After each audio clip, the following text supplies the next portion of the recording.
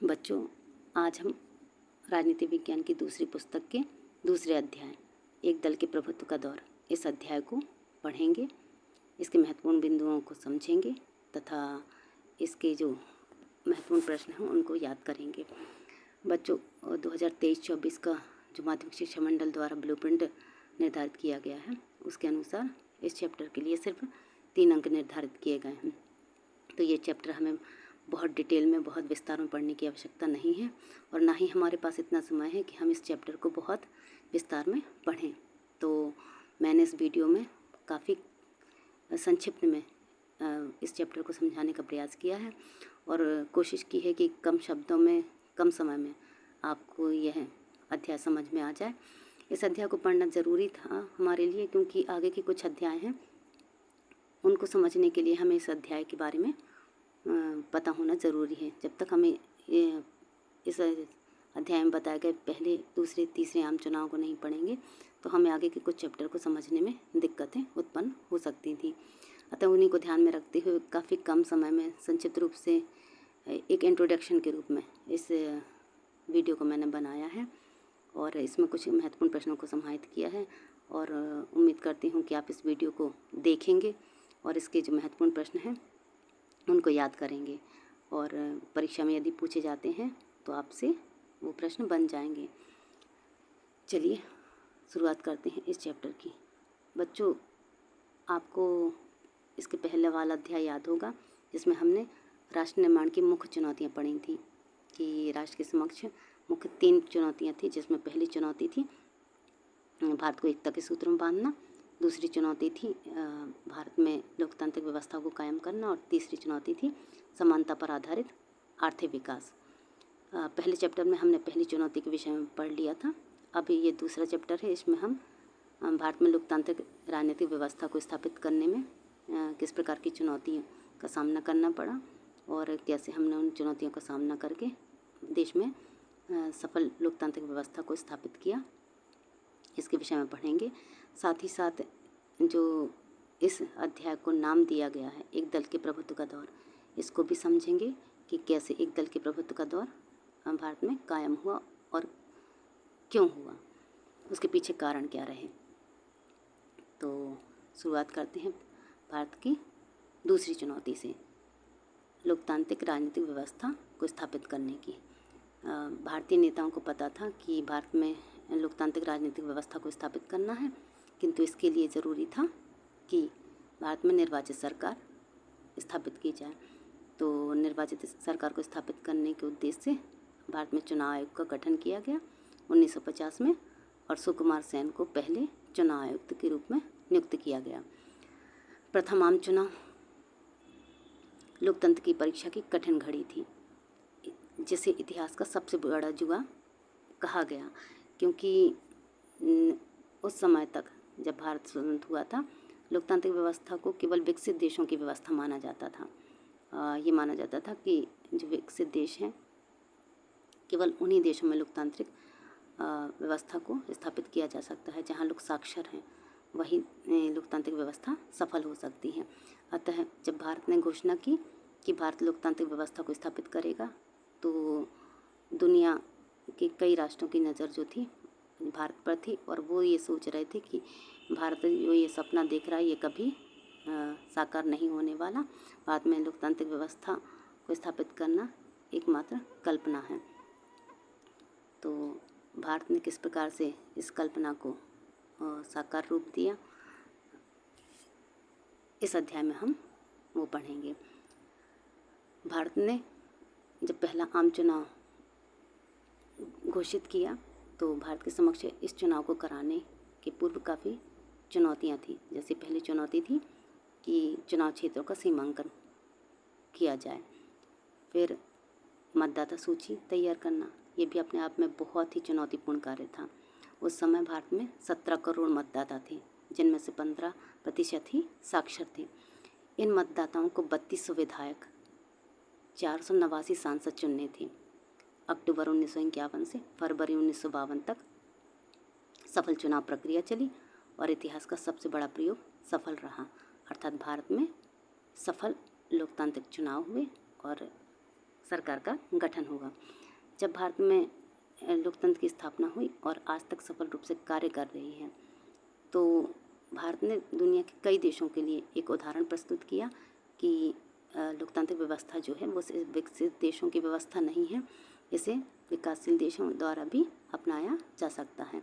अतः द्वितीय विश्व युद्ध के बाद जो कई राष्ट्र स्वतंत्र हुए थे, उन्होंने भारत से प्रेरणा लेकर अपने यहाँ लोकतांत्रिक व्यवस्था को अपनाया। जब भारत स्वतंत्र हुआ था तो भारत में बहुदलीय प्रणाली की स्थापना की गई थी, परंतु जब हम भारत के प्रथम 3 आम चुनावों को देखते हैं, 1952 के, 1957 के और 1962 के, तो उन चुनाव परिणामों से हमें पता चलता है कि केंद्र एवं राज्य स्तर पर भारत में केवल कांग्रेस की ही प्रधानता थी, उसी का ही प्रभुत्व था। पहले 3 चुनावों का परिणाम देखते हैं हम, जिससे स्पष्ट हो जाता है कि कांग्रेस का प्रभुत्व कितना मजबूत था और किस प्रकार से था। 1952 के लोकसभा के पहले चुनाव में कांग्रेस को 489 सीटों में से 364 सीटें प्राप्त हुई थीं। कम्युनिस्ट पार्टी 16 सीटों के साथ में दूसरे स्थान पर रही। प्रांतीय स्तर पर भी कांग्रेस दल का शासन ही कायम हुआ। दूसरे आम चुनाव में भी कांग्रेस की स्थिति ज्यों की त्यों बरकरार रही, अर्थात उसे 494 सीटों में से 371 स्थानों पर जीत हासिल हुई। तीसरे आम चुनाव में भी कांग्रेस को 361 स्थान प्राप्त हुए। इन तीनों चुनावों के परिणाम देखने से पता चलता है कि कांग्रेस को बहुत बड़ी सफलता हासिल हुई तीनों चुनावों में। तो अब प्रश्न ये उठता है कि कांग्रेस की इस सफलता के पीछे कारण क्या थे। कांग्रेस के प्रभुत्व की जो प्रकृति थी या कांग्रेस को जो इतनी सफलता मिलती थी, उसके पीछे कारण क्या थे। प्रश्न बनता है कि कांग्रेस के प्रभुत्व की प्रकृति या उसकी सफलता के कारणों का वर्णन कीजिए। तो जो पहला कारण था कांग्रेस की सफलता का, वो था स्वाधीनता संग्राम की विरासत के रूप में उसे लाभ मिला। स्वाधीनता संग्राम की विरासत के रूप में लाभ मिला, अर्थात जो कांग्रेस की स्थापना है वह 1885 में हो चुकी थी। 1885 के बाद से जो भारत को स्वतंत्रता की प्राप्ति के लिए जो संघर्ष चल रहे थे, उसमें कांग्रेस ने बढ़ चढ़कर हिस्सा लिया था, पूरा सहयोग दिया था।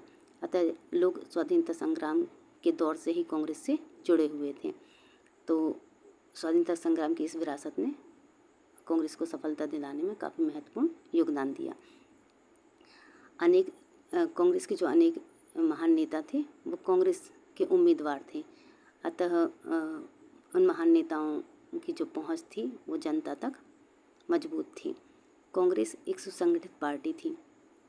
कांग्रेस का जो संगठन था वो सबसे मजबूत था। नेहरू जी का व्यक्तित्व, नेहरू जी जैसे जो करिश्माई व्यक्तित्व के लोग थे, जो चमत्कारिक व्यक्तित्व के लोग थे, वो कांग्रेस का हिस्सा थे। अतः ऐसे व्यक्तित्व ने भी कांग्रेस को सफलता दिलाई।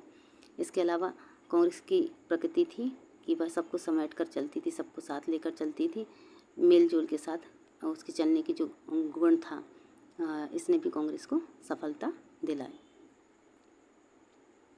कांग्रेस एक सामाजिक व विचारधारात्मक गठबंधन के रूप में, ये प्रश्न भी आता है कि कांग्रेस एक सामाजिक और विचारधारात्मक गठबंधन किस रूप में है। कांग्रेस को सामाजिक गठबंधन के रूप में देखें तो कांग्रेस एक ऐसी पार्टी थी जिसमें समाज का प्रत्येक वर्ग, चाहे वो मजदूर हो, किसान हो, सभी इसका हिस्सा थे। और यदि हम विचारधारात्मक गठबंधन के रूप में देखें तो सभी विचारधाराओं के लोग कांग्रेस के सदस्य थे और सभी विचारधाराओं को समाहित करके कांग्रेस कार्य करती थी। थोड़ा सा डिटेल में देखते हैं हम। वर्ग, जाति, धर्म, भाषा व अन्य हितों के आधार पर कांग्रेस ने भारत की विविधता का प्रतिनिधित्व किया था, अर्थात इसमें सभी जाति धर्म के लोग समाहित थे। अब कांग्रेस के अंदर क्रांतिकारी, शांतिवादी, गर्मपंथी, नरमपंथी, वामपंथी प्रत्येक धारा के मध्य मार्गियों को समाहित किया गया था। गुटों में तालमेल व सहनशीलता कांग्रेस का स्वभाव था। कांग्रेस का स्वभाव गठबंधन होने से इसमें सहनशीलता अधिक थी। अलग अलग गुटों के अलग अलग विचार थे, पर कांग्रेस के भीतर ही सभी ने अपने अस्तित्व को बनाए रखा था। ये कांग्रेस प्रणाली की महत्वपूर्ण विशेषता थी। भारत में एक दलीय प्रभुत्व की प्रगति ने जो कांग्रेस का एक दल का प्रभुत्व चल रहा था पहले, दूसरे, तीसरे आम चुनाव में, उसने लोकतंत्र को और अधिक सशक्त बनाया था। अब आगे हम देखते हैं इस चैप्टर के महत्वपूर्ण वस्तुनिष्ठ प्रश्न। भारत में चुनाव आयोग का गठन कब हुआ? जनवरी 1950 को। भारत के पहले चुनाव आयुक्त कौन थे? बहुत इंपॉर्टेंट क्वेश्चन है, अधिकांश बार पूछा गया है। सुकुमार सेन। भारत का पहला आम चुनाव कब हुआ? 1952 में। प्रथम आम चुनाव में सबसे बड़ी विपक्षी पार्टी कौन सी थी? तो भारतीय कम्युनिस्ट पार्टी, जिसे 16 सीटें मिली थी और इसने कांग्रेस के बाद दूसरा स्थान प्राप्त किया था। कांग्रेस सोशलिस्ट पार्टी के संस्थापक कौन थे? आचार्य नरेंद्र देव। भारतीय जनसंघ की स्थापना किसने की? श्यामा प्रसाद मुखर्जी ने 1951 में, ये पूछा जाता है। स्वतंत्र पार्टी की स्थापना किसने की?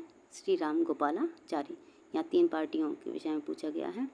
सबसे पहला है कांग्रेस सोशलिस्ट पार्टी, आचार्य नरेंद्र देव।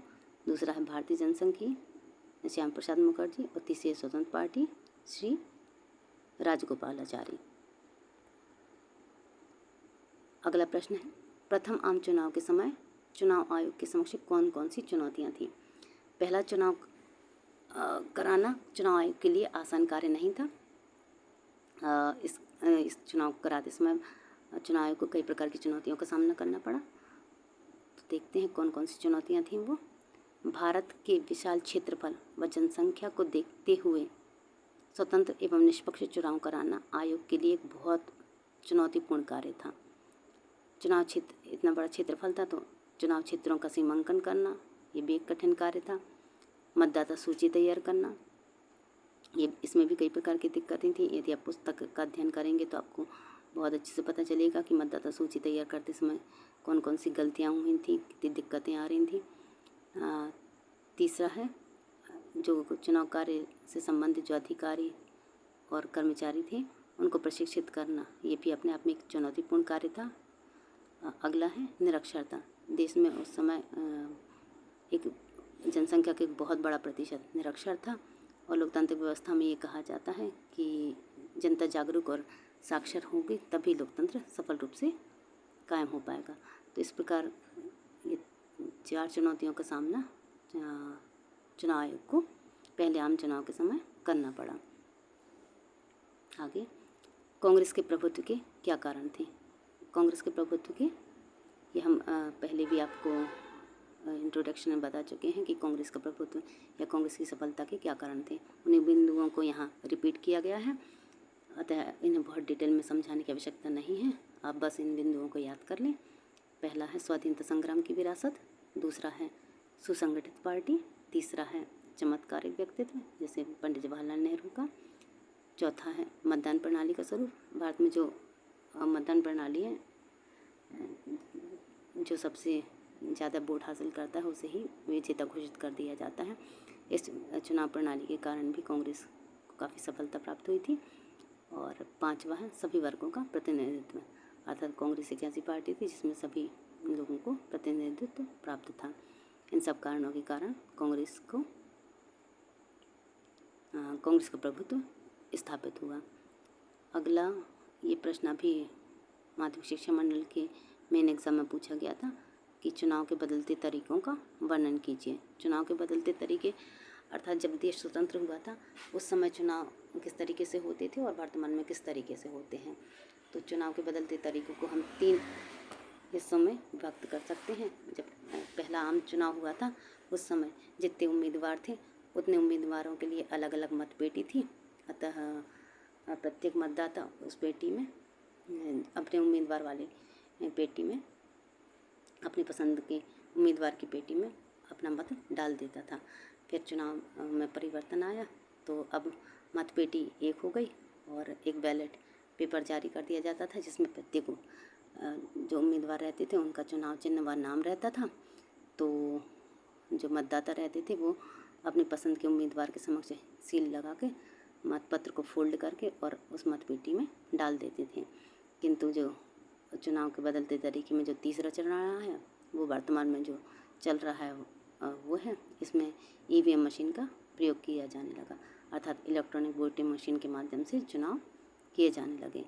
तो ये 3 तरीके हैं जो लगातार परिवर्तित होते गए और जिनमें काफ़ी पारदर्शिता आती गई। तो इनसे चुनाव काफ़ी निष्पक्ष और सफल हुए हैं। तो इस अध्याय में हमने जितनी चीज़ें पढ़ी हैं उन्हें आप एक दो बार वीडियो को देखें और रिवीजन कर लें, आपको काफ़ी चीज़ें समझ में आ जाएंगी। तो आज के लिए इतना ही काफ़ी है। ये चैप्टर आज यहीं समाप्त होता है। अब मिलते हैं हम अगले चैप्टर में। धन्यवाद।